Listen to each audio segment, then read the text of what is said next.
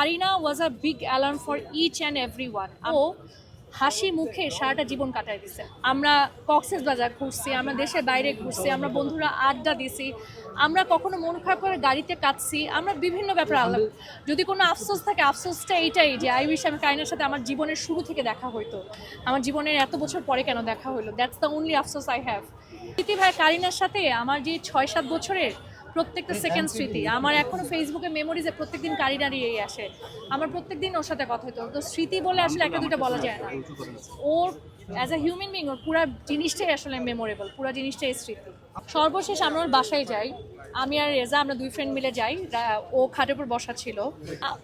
ভাইয়া ও সবচেয়ে ভালো কেন আমরা ওর অসুখটা টের পাইনি জানেন? কারণ ও হাসি মুখে সারাটা জীবন কাটায় দিচ্ছে। অসুখের মধ্যে তখন আমাদের সাথে যোগ করতেছে, বলে কেন তোমরা কি আমাকে হসপিটালে নিয়ে কমিশন পাবা, আমাকে কেন নিতে চাচ্ছ? আরে আমি ভালো আছি, তোমরা জোর করে না তো।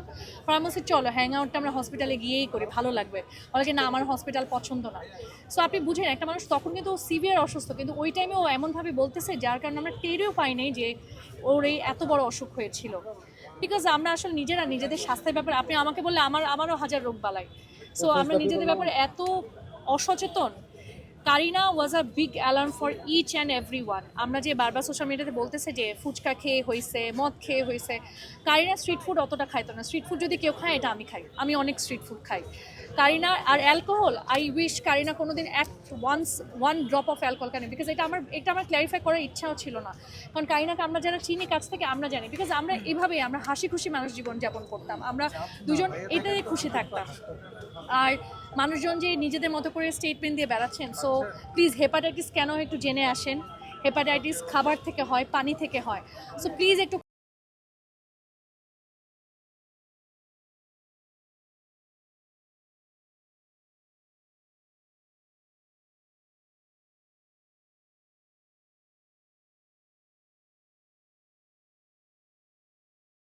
এত মানে সস্তা জায়গায় বের করে ও ও খাওয়াটা পছন্দ করতো। আমরা সবাই খাওয়া পছন্দ করি। ঢাকা শহরে বিনোদনের এত অভাব ভাই।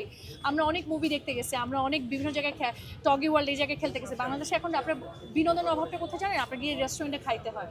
তো এখন আপনার যতই এখন ভিডিও বানান, মানুষ স্টেথোস্কোপ গলায় দিয়ে এসে লিভার নিয়ে কথা বলতেছেন, ফুচকা নিয়ে কথা বলছে, যারা জানেন না তারা এটা নিয়ে বলেন না। প্লিজ সচেতন করলে সবাইকে সচেতন করা দরকার। কারিনার এই চলে যাওয়াটা is a big alarm for all of us, যে আমাদের এভরি 6 মান্থসে, এক বছরে আমাদের আসলে বডি চেক আপ করানো দরকার। বিকজ কোন রোগ কখন বাসা বেঁধে থাকে আমরা জানি না। সো ইটস বেটার আগে থেকে প্রিকশন নেওয়া। সো এটাই আসলে একটা লার্নিং আমার জন্য।